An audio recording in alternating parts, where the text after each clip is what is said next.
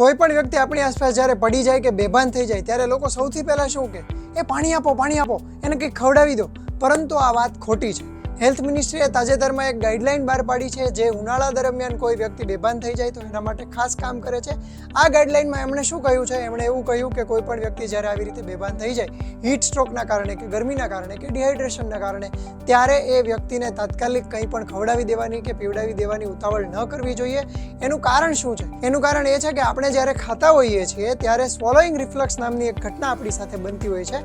તમે એપિગ્લોટિસ એટલે કે ઘાટી ઢાંકણનું નામ સાંભળ્યું હશે. આપણા ગળાની અંદર બે નળીઓ હોય છે, એક છે શ્વાસ નળી અને બીજી અન્ન નળી.